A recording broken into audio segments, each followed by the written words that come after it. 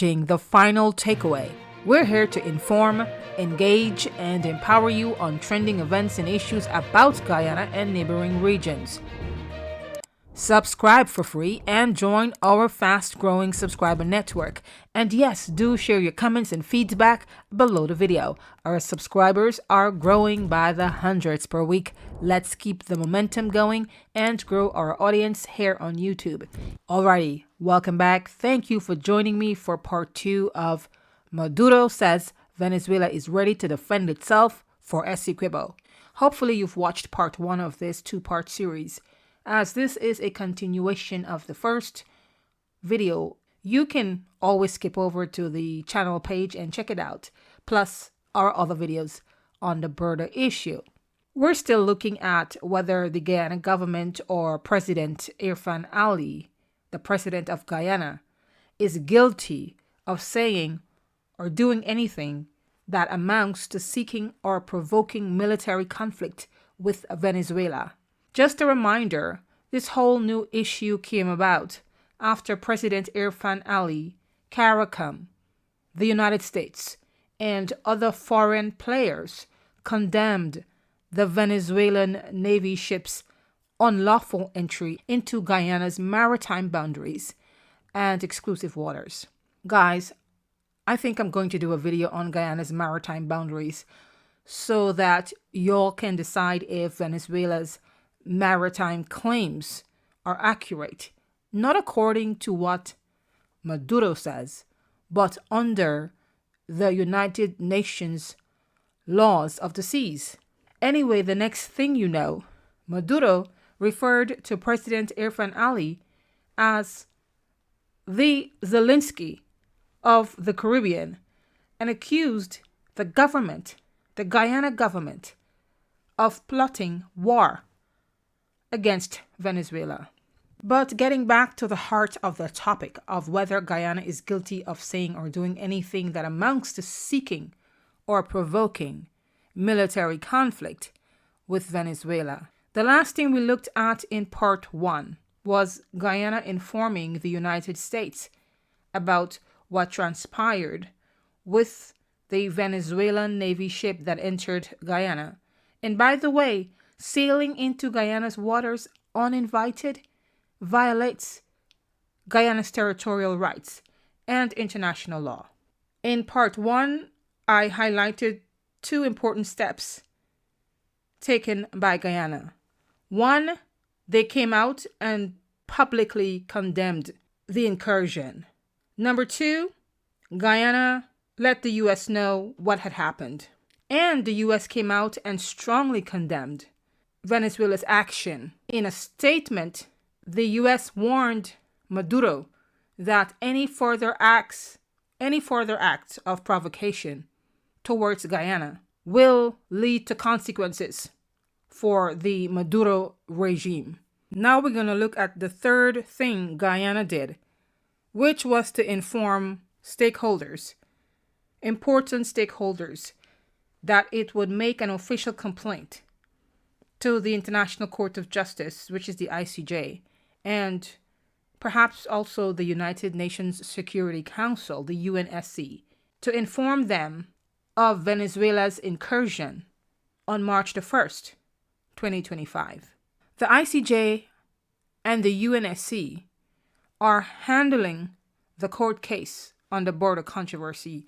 Both bodies, the ICJ and the UNSC, they all fall under the United Nations. Again, Guyana is in its rights to contact these international legal bodies. Both Guyana and Venezuela, by the way, are seeking a decision from the ICJ, the World Court, on this matter. And the matter is not whether Guyana has territorial rights over Esequibo. The issue for the court to decide is whether the 1899 arbitral award or the title document that give Guyana sovereign rights over Esequibo and the maritime zone that runs off of Esequibo, if that document is valid. Now, that document dates back to over 100 years ago. those rights that Guyana acquired under the 1899 arbitral award dates back over 100 years ago. And now Nicolas Maduro is trying to nullify that, but not because he says the document is invalid. It means that it's invalid. The validity has to be determined by the World Court. Instead of waiting for the decision, Maduro and his regime, they are doing things that constitute provocation, escalation of the tension and the conflict that exists over Essequibo or Esequibo. And the court expressly, in a ruling in 2023, expressly warned both countries not to say and do anything that would change the situation as it is right now. It expressly warned Venezuela to not do anything that could aggravate and escalate the situation. Did Maduro heed those warnings? No. He's done several things. His country has done several things to assert rights over Esequibo, including passing a law in their Congress in April of 2024. That law makes it legal for Venezuela to annex, seize, invade, and take over Esequibo. Interestingly, Venezuela under the Maduro government does not respect the ICJ rulings on the border case, as I've said. The court is tasked with deciding if the arbitral award is valid. That's the 1899 title that gave British Guyana, which is now Guyana, the Cooperative Republic of Guyana, after they gained independence, give Guyana rights over Esequibo and the adjacent territorial sea. And by the way, Venezuela accepted the 1899 document as valid until decades later, when it started making a fresh set of claims over Esequibo. So what is driving Venezuela's renewed claim to Esequibo and Guyana's exclusive economic zone, the EEZ? It's a 3-letter word. Can you guess it? Yes. OIL. Oil. The entire drama is about the oil discovery and subsequent oil drilling in offshore Guyana. Venezuela now promises to take Esequibo for itself, one way or the other. To learn more about the Guyana-Venezuela border dispute, check out the videos on the channel page, where I explained more about the 1899 document that gave Guyana rights and control over Esequibo and the EEZ. So these are the 3 main responses by Guyana, and I don't think any of them suggest that Guyana showed aggression towards Venezuela. Not in words or deed. Guyana did come out and strongly condemn Venezuela's Navy ship's incursion. And with all that Venezuela has done in recent weeks, Maduro turns around and says Guyana is the aggressor and says President Irfaan Ali is like Vladimir Zelensky of Ukraine, who Maduro believes was the instigator or the provoker of war against Russia. And again, Maduro also said that the Guyana government, is plotting war against his country. And don't forget, some of Venezuela's action in the past year or so go against the Argyle Declaration for Peace signed by Maduro and President Ali. For many, the idea of troops getting involved sounds more like it could be Venezuela's thought pattern, considering the various threats Maduro made so far about ensuring Esequibo is annexed and made a Venezuelan state. Venezuela is also planning on allowing people living in Esequibo to vote in the country's upcoming regional elections. How is this possible? How could a country allow citizens of another country to take part in its elections, national or regional? Normally, you have to be a citizen of a country to vote in the elections. Say, for example, the U.S., even though the U.S. and Venezuela are vastly 2 different nations, the same principle may apply. In the U.S., even if you migrated to the US legally. You cannot vote unless you cannot vote legally, I should say, unless you are a US citizen. Even if you are a permanent resident, you cannot vote. That's the law.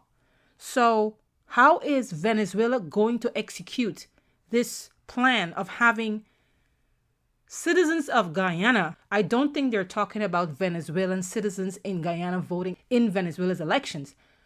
They're referring to Guyanese living in Essequibo, which is a territory they claim they own. Those residents who are Guyanese citizens are going to be able to vote in Venezuela's regional elections. How is that possible? How is that even legal? That's a violation of Guyana's sovereign rights. I'm eager to see how this is going to play out and how Venezuela expects to achieve this unbelievable plan.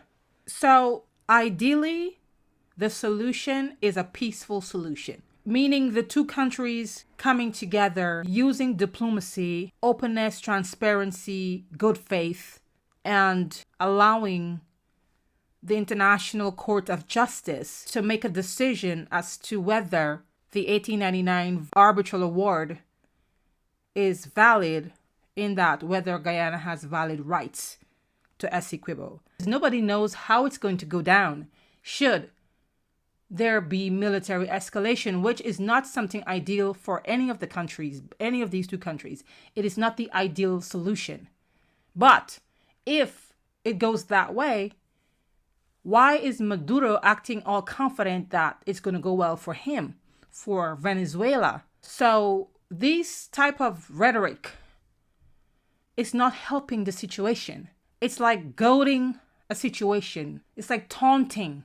If someone is being honest with themselves, and in all the circumstances and all the things that we've seen coming out of Caracas versus the things that we've seen coming out of Guyana and the statements, you can tell who the aggressor is. But the aggressor is saying the other side is the aggressor. And so we see gaslighting happening. We see victim playing happening. We see the Maduro regime unwilling to take accountability for their actions, most significantly sending a Navy ship into Guyana's territory, into their exclusive economic zone, which is a part of their maritime zone, by the way. Regardless of what and how Venezuela feels about the EEZ zone and Guyana's maritime zone, it is under international law. It is recognized by UNCLOS, which is the United Nations Laws of the Seas. Guyana's maritime boundaries are recognized by international law. So at some point, we would love to see Venezuela exercising restraint and showing some integrity and waiting for the World Court to make its decision. This is a serious matter, and Caracas is playing dangerous games because they underestimate the other side. And so something has to put this lack of respect for another country. Someone or something has to check that. And hopefully it does not end with armed conflict, because it's not going to go well for anyone. And it's only the people mostly that will suffer, the people of both countries, the citizens. They are going to be collateral damage because a certain head of state cannot tame his ego. I'm not saying Guyana is innocent in any of this. I'm not here to say who's guilty or who's innocent in the matter. I'm here to point out what's out there and help you understand, and for us to decide, make up our own minds, use independent thinking to determine where the responsibility and the accountability lie for what's happening today between these two countries. Time will unfold what's to come. Let's hope that good sense and peace prevail, because both countries stand to lose regardless of army size and international allies. Thanks for watching. I hope you are subscribed to our channel. If so, thank you. If not, here's your chance. Share this video and all our other videos on our channel page on all your platforms. Let's meet again soon right here for another episode of The Final Takeaway.